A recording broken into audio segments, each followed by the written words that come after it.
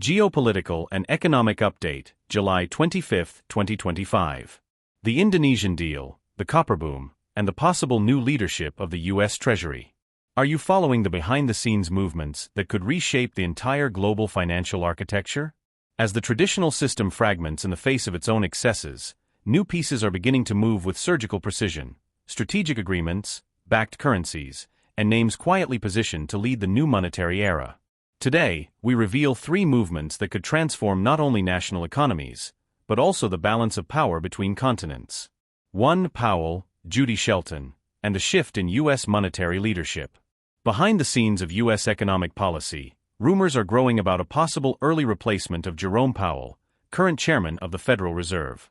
According to analysts close to Trump's circle, Powell would be the scapegoat for the old banking structure, while the plan would be to make room for Judy Shelton, a disruptive economist known for advocating a return to the gold standard and openly criticizing the independence of the Federal Reserve itself. Although no official announcement has been made yet, sources close to Trump's economic transition team indicate that Shelton is among the top names being considered to take over both the Treasury and a potential overhaul of the Central Monetary Authority. It's important to remember, Judy Shelton had already been nominated by Trump in 2019, but her nomination was blocked in the Senate.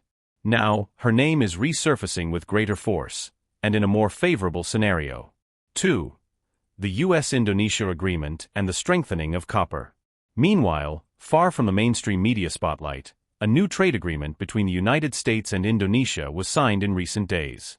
The pact provides for the elimination of tariffs and trade barriers on a series of strategic products, notably critical minerals such as copper, nickel, tin, and rare earth elements. The news is especially relevant for those who hold Indonesian rupiahs, as the agreement strengthens the country's trade balance and indirectly strengthens its currency. The most symbolic aspect, however, is the silent role of copper in this new game. With silver increasingly scarce due to its intense demand in the high-tech and battery industries, copper is being seen as a potential strategic substitute, both for backing and for industrial use. 3. The near future, physical reserves and an eye on metals. The movement observed behind the scenes indicates that large global corporations are already positioning themselves to acquire metals such as copper at low prices, anticipating an inevitable appreciation. Meanwhile, countries like Indonesia are consolidating themselves as silent protagonists in the new global trade order, offering not only natural resources but also monetary stability and trade openness.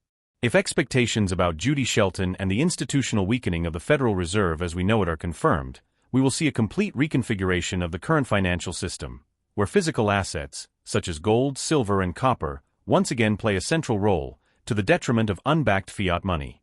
We are witnessing, in real time, the meticulous dismantling of old gears and the activation of economic mechanisms more aligned with sovereignty, responsibility, and real value. This is not a time for blind speculation, it is time for strategic vigilance. Agreements like today's and names like Judy Shelton do not arise by chance. They are part of a new global design. And those who observe carefully, position themselves wisely.